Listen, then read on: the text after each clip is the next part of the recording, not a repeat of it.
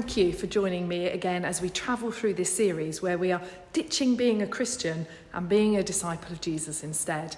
And I've called this series Join the Revolution because I pray it has the impact to stop and make us realise where we've got it wrong and get back to being the disciples that Jesus has called us to be.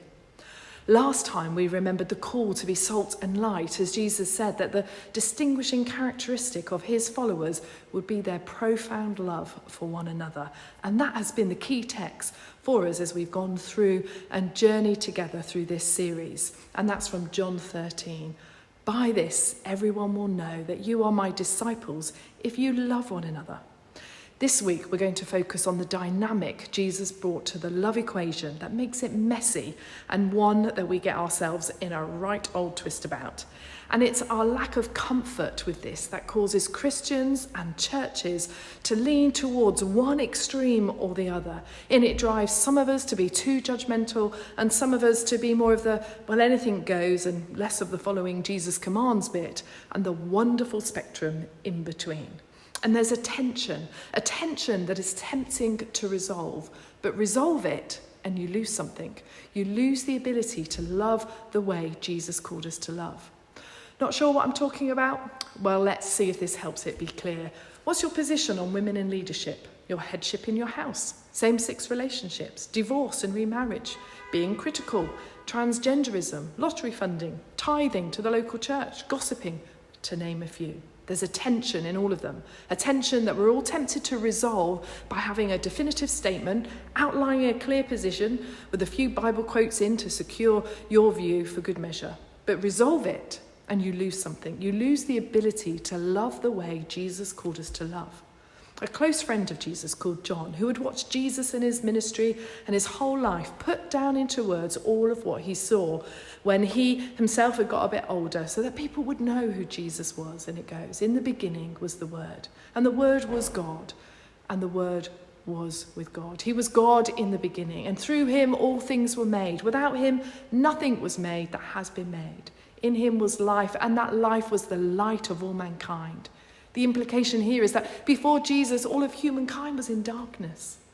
The light shines in the darkness, and the darkness has not overcome it. The true light that gives light to everyone was coming into the world.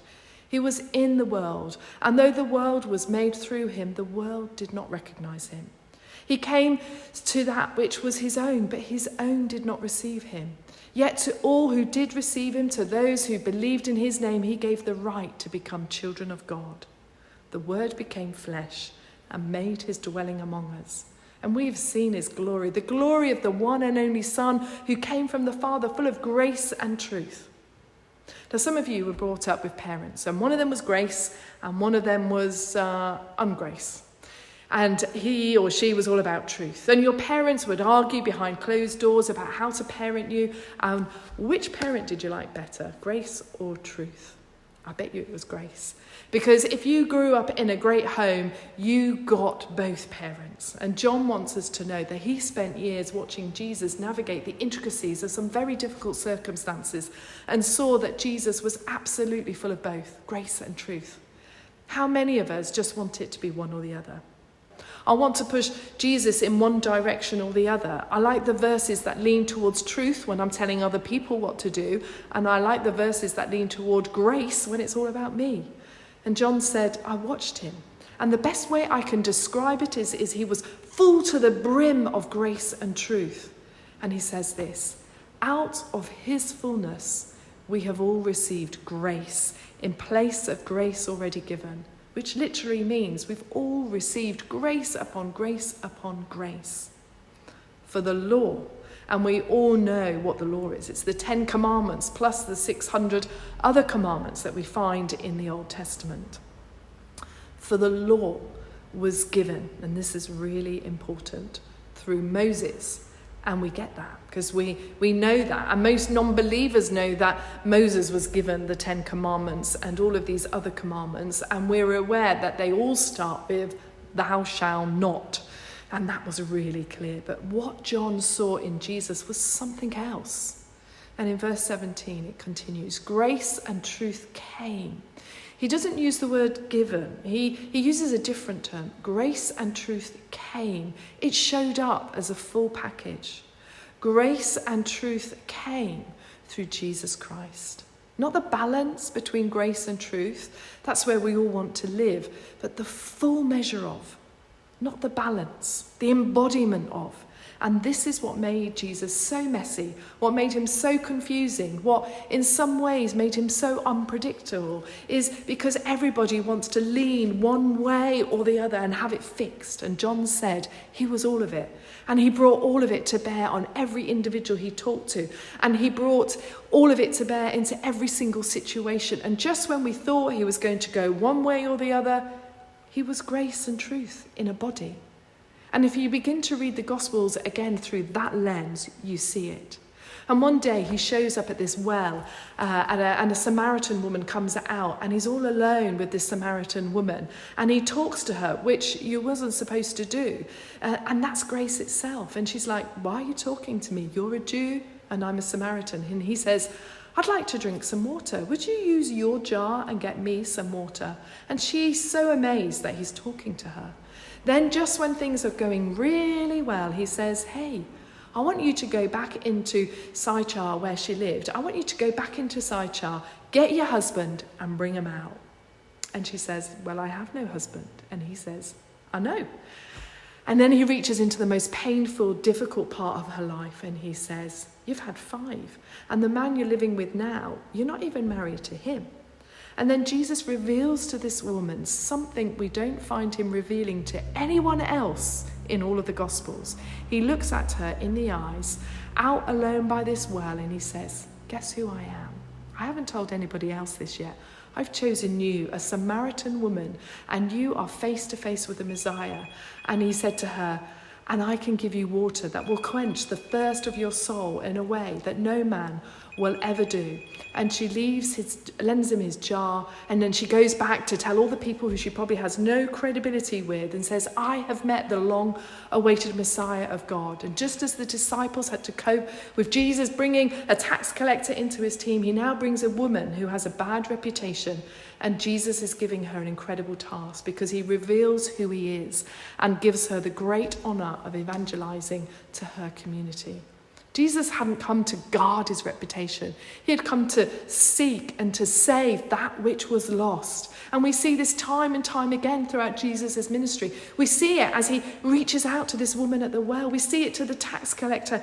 And we see it as he was crucified, hanging next to 2 men who weren't even good enough to row a Roman boat. So they did away with them by crucifying them instead.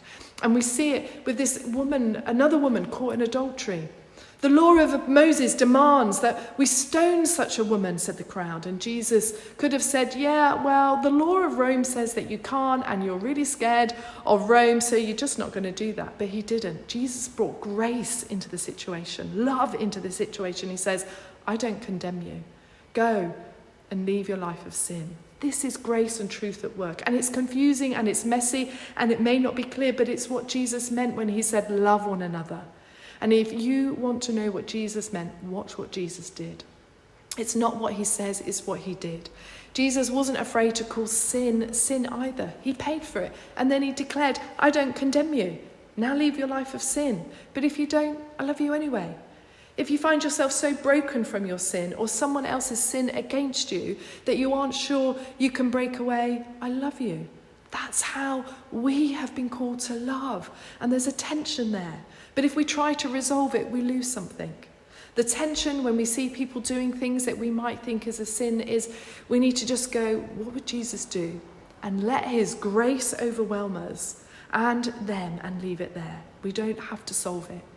And do you know what you call it when a group of liars, cheaters, divorced and remarried people or people living together, jealous people, greedy, covetous, lustful, porn-watching, tax-dodging, law-breaking and racist people who eat too much come together, what they're called? Jesus believed them to be the light of the world and that the world needed more. And he called them the church. And that's the only way it's going to work when we're out together is as a church. The church with grace and truth, embracing all of it and refusing to go one way or the other and allowing ourselves to live in the tension rather than resolving, because we don't want to lose anything, because we desperately need grace and truth. And the reason we can't let go of grace is because to some extent sin already has got us and grace is our only way back. Grace is the only way that you will know that you've connected or reconnected with your Heavenly Father. We need truth and we need grace. And if Jesus was the embodiment of grace and truth, and if the church is his body, we're his hands and we're his feet, and we are the best expression of Jesus anyone will ever know, then we have to be comfortable with the mess and the unfairness and the inconsistency and all the stuff that goes along with managing and hanging on to the tension around grace and truth. The church is at its best when it embraces grace and truth and refuses to let go of either. And if you want to know what Jesus meant when Jesus said to love one another, that's it.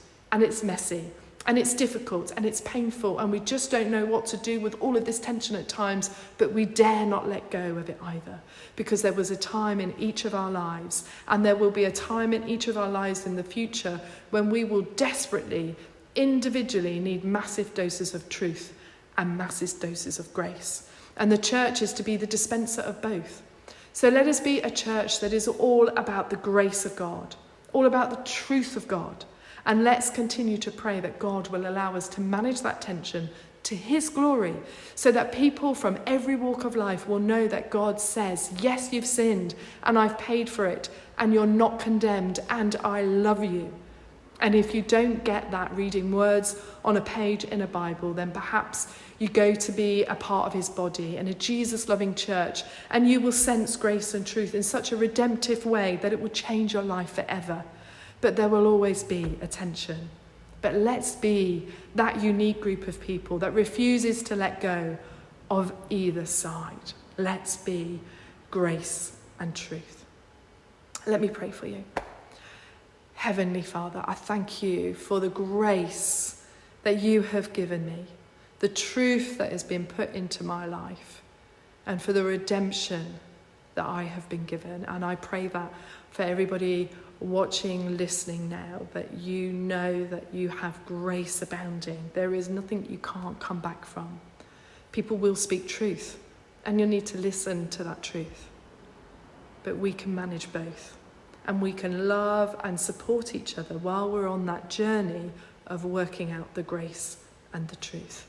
And of living within that grace and that truth and loving one another and working it out together, no matter how messy it is, then maybe we definitely won't be the church for you, but I wonder if Jesus is really for you. He's for you, but are you for Jesus?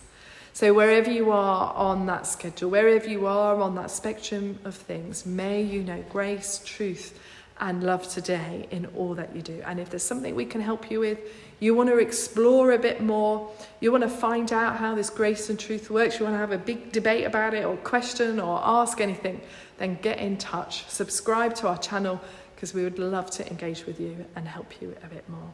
So go in peace, my friends, and love the truth and love grace.